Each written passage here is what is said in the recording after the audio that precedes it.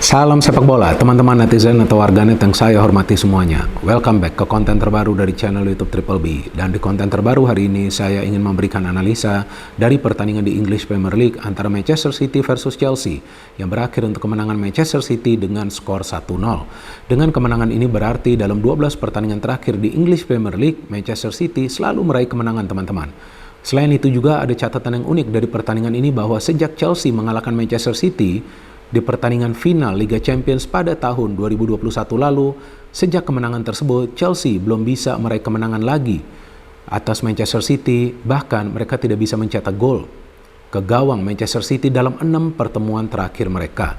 Selain itu juga teman-teman, ini adalah gelar ketiga secara berturut-turut bagi Manchester City dan juga gelar kelima bagi Pep Guardiola sejak melatih Manchester City.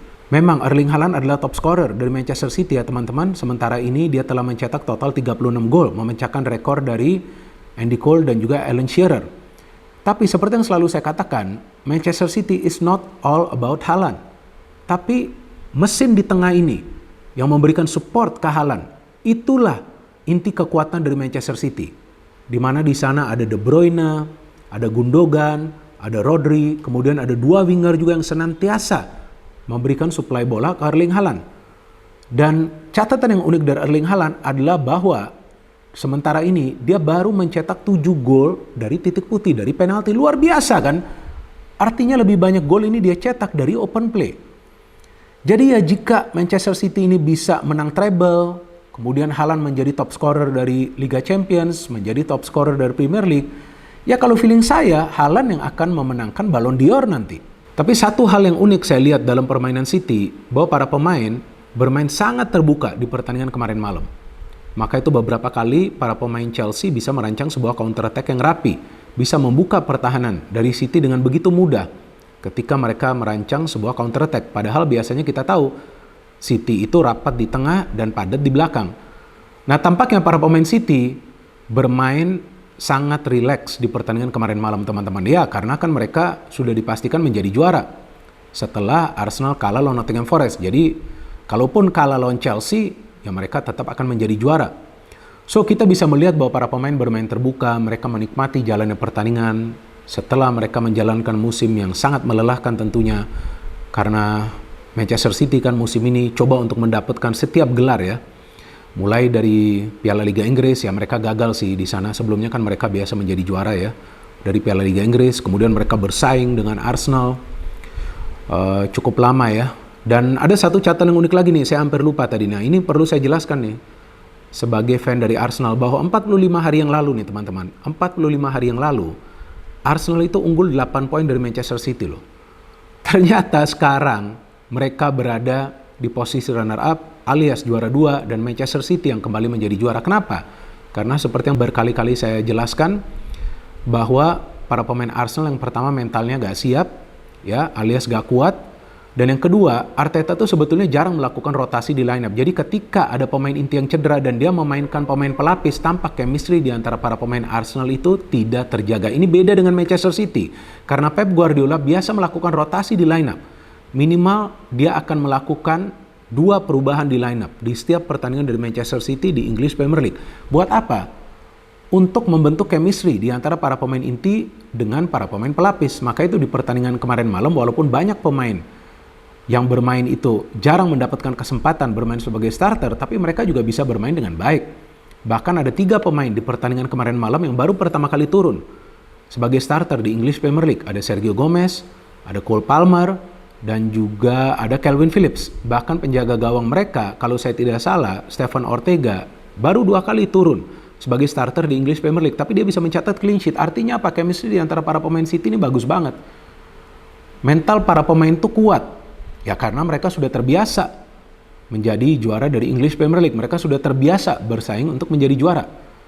Jika musim lalu itu mereka bersaing dengan Liverpool, tapi musim ini mereka bersaing dengan Arsenal. Cuman bedanya Arsenal sangat jauh lah ya jaraknya dari segi selisih poin dengan Manchester City. Kalau Liverpool kan musim lalu menyelesaikan musim dengan selisih 1 poin, tapi Arsenal ini kan sekarang bisa saja nanti selisih poinnya 10 poin loh. So anyway, saya ingin juga membahas sedikit ya tentang pertandingan ini karena penting juga saya jelaskan kepada teman-teman peran dari para pemain City yang turun di pertandingan kemarin malam, padahal mereka jarang mendapatkan kesempatan. Dan kita bisa melihat bahwa mereka bermain dengan tenang, mereka bermain rileks, mereka bermain sangat terbuka. Cuman saya melihat kali ini bahwa para pemain City yang berada di tengah kurang disiplin ya untuk bisa memproteksi lini pertahanan. Maka itu para pemain Chelsea itu bisa dengan mudah merancang sebuah serangan dan menciptakan lebih banyak peluang daripada Manchester City.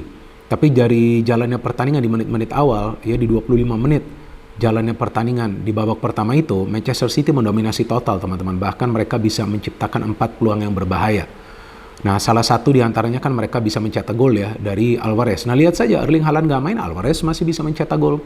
De Bruyne gak main, masih ada Phil Foden yang diturunkan sebagai gelandang serang di pertandingan ini. Rodri gak main, masih ada Calvin Phillips, permainannya baik.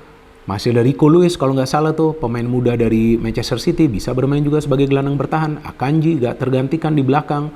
Kyle Walker bisa bermain sebagai back tengah, bisa bermain juga sebagai fullback. Ada Laporte juga yang bermain. Jadi ya City memang adalah tim yang lengkap ini teman-teman. Belum lagi pelatih mereka jenius ya kan, Pep Guardiola bisa mengubah formasi, bisa menaruh pemain di posisi yang berbeda, tapi tetap saja pemain itu perform. Dan formasi kemarin malam itu unik juga ya, 3-3-1-3. Tetap saja City bisa menguasai jalannya pertandingan ya, karena kan mereka kan bermain based on possession and passing. Jadi kalau teman-teman perhatikan, bukan berarti para pemain City itu lama menguasai bola, enggak. Tapi mereka melakukan interchange passing untuk waktu yang lama. Jadi mereka passing di antara satu sama lainnya untuk waktu yang lama, sehingga possession lebih lama berada di kubu Manchester City. Bahkan tuh saya masih ingat ya di pertandingan kemarin malam di babak kedua, memasuki menit ke 60-an, itu para pemain City melakukan passing di antara satu sama lainnya sampai lebih dari 2 menit loh. Bagus banget loh, mereka bisa mempertahankan possession sebegitu lama, menyulitkan para pemain Chelsea untuk merebut bola. Jadi ya memang possession based football ini gak gampang teman-teman. Tapi Pep Guardiola bisa melakukan itu di Manchester City. Padahal kita tahu dia belum lama melatih Manchester City kan. Ini adalah gelar kelima loh bagi Pep Guardiola. Nah, jadi memang Pep Guardiola ini bisa membuat City menjadi raksasa sekarang di Inggris. Bahkan kalau menurut saya mereka adalah the new emerging force di Inggris, dan ya mereka sekarang mengincar Liga Champions juga. Nah, lawan mereka Inter memang di atas kertas, ya Inter bukan merupakan lawan yang kuat, tapi mereka juga harus berhati-hati nanti. Anyway, coming back into this match. Nah, Chelsea ini kali ini bermain dengan 5 pemain bertahan pada saat mereka bertahan. Tapi kalau menyerang ada 2 wingback, Cesar Azpilicueta dan juga Luis Sol ya. Jadi 2 wingback ini akan ikut mendukung serangan. Tapi saya melihat Cesar Azpilicueta ini sering keteteran nih ketika ada pergerakan dari Palmer tuh ya. Cole Palmer atau Palmer Cole itu ya namanya ya, pemain dari City yang masih muda. Jadi memang saya melihat Azpilicueta ini sudah habis lah ya. Dia agak sulit untuk bisa mengimbangi kecepatan dari para pemain tim lawan. Dan lawan Manchester City itu gak boleh melakukan kesalahan. Nah, kali ini ada Fofana yang melakukan kesalahan. Dia salah passing. Kalau nggak salah itu bisa diambil oleh Calvin Phillips. Dia memberikan bola kepada Palmer. Palmer bisa memberikan umpan kepada Alvarez yang melakukan pergerakan tanpa bola yang tidak termonitor oleh satu pun pemain dari Chelsea. Bahkan saya melihat Chalobah sedikit terlambat untuk cover. Jadi memang salah satu keunggulan dari para pemain City adalah melakukan pergerakan tanpa bola untuk mencari ruang. Apakah itu dalam upaya mereka menciptakan peluang atau dalam upaya mereka untuk build up serangan. Maka itu passing mereka tuh persentase akurasinya selalu lebih tinggi daripada tim lawan. Dan setelah itu bukan berarti City gak mendapatkan peluang. Mereka mendapatkan banyak peluang. Bahkan Alvarez dan juga si Foden tuh kan rebutan kan ketika ada pass yang masuk tuh ke tengah. Kemudian Foden pun hampir mencetak gol. Ketika umpannya tuh cakep banget dari Calvin Phillips ya. Hampir saja dia mencetak gol. Tapi setelah itu perlahan-lahan Chelsea mulai bisa menemukan ritme permainan mereka. Enzo memberikan umpan, sayang Sterling memilih untuk passing, bisa diblok. Padahal seharusnya dia shooting. Kemudian Sterling mendapatkan peluang lagi dari umpan Kai Havertz. Sayang dia bisa mencetak gol. Kemudian Luis Sol, ini pemain yang bagus ya.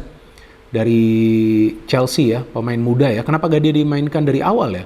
Mungkin karena sebelumnya ada Ben Chilwell ya. Saya melihat dia bagus banget loh. Dia bisa memberikan beberapa key passes, dia bisa mendapatkan peluang, dia juga bisa membantu serangan ya ketika Chelsea membangun counter attack, akurasi passingnya terjaga. Nah, dia memberikan passing, Conor Gallagher sundul, terkena tiang gawang ya, kemudian terkena juga Stefan Ortega.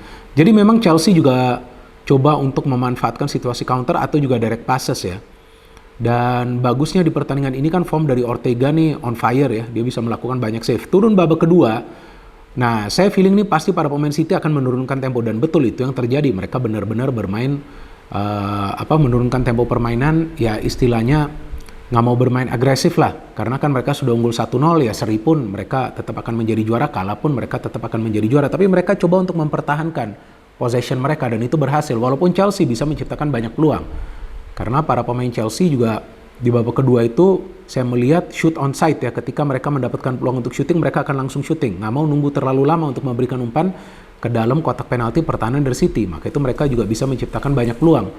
Dari Lewis Hall 2 peluang ya kan, dari Kai Havertz dan Sterling hampir mencetak gol, tapi ternyata dia sudah offside ya, padahal sudah dihalau juga tuh oleh John Stones. Nah, John Stones lihat saja, sebetulnya dia kan center back tapi bermain di posisi gelandang bertahan pun bagus.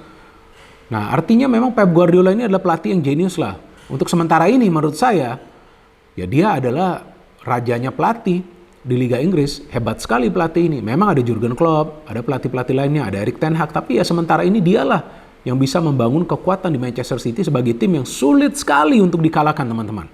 Bahkan di tahun ini, kalau saya tidak salah, mereka cuma kalah 2 kali loh di English Premier League. 1 lawan Manchester United, 1 lagi lawan Tottenham Hotspur. Tapi ketika mereka mengejar Arsenal, lihat tuh mereka bisa menang 12 kali berturut-turut. Arsenalnya yang goblok. Ya kan, para pemain yang banyak melakukan kesalahan. Sehingga mereka tidak bisa menjaga selisih poin mereka. So Chelsea memang bermain baik di pertandingan ini, tapi juga didukung dengan fakta bahwa City tidak menurunkan banyak pemain inti. Pep kemudian memainkan Erling Haaland, memainkan pemain-pemain lain dari bangku cadangan, pemain-pemain inti. Ya, Haaland mendapatkan 1 peluang, kemudian Alvarez sudah mencetak gol, tapi karena ada handball dari Mahrez. Dan saya melihat bahwa nilai para pemain City yang berada di bench itu sangat amat mahal, teman-teman. Karena Pep Guardiola menaruh semua pemain intinya di bangku cadangan di awal jalannya pertandingan kan, dan itu adalah bangku cadangan yang sangat amat mahal. But still, dengan pemain-pemain pelapis Manchester City bisa meraih kemenangan, yaitu adalah bukti bahwa Manchester City adalah tim yang punya kedalaman skuad dan juga materi pemain yang merata. Sekarang tinggal kita menunggu apakah mereka bisa mendapatkan treble atau enggak. Peluang tersebut tetap terbuka, tapi seperti yang selalu saya katakan bahwa tidak ada yang pasti di sepak bola. Ya artinya Pep harus terus ya memutar otak dan juga memastikan bahwa para pemainnya itu tetap fokus dan juga bisa mempertahankan possession based football mereka, passing game mereka, dan juga pergerakan-pergerakan tanpa bola yang pintar dari para pemain mereka untuk bisa menjadi juara dari Piala FA dan juga dari Liga Champions.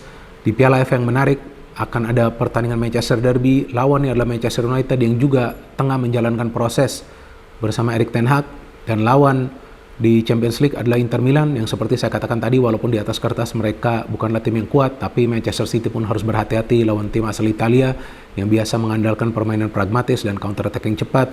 So, well done for Manchester City, dan sekali lagi seperti yang saya katakan di konten kemarin, bahwa saya ingin mengucapkan selamat kepada kalian yang merupakan fans dari Manchester City karena tim yang kalian dukung kembali menjadi juara dari English Premier League. No hate, no politics, only football. Salam sepak bola.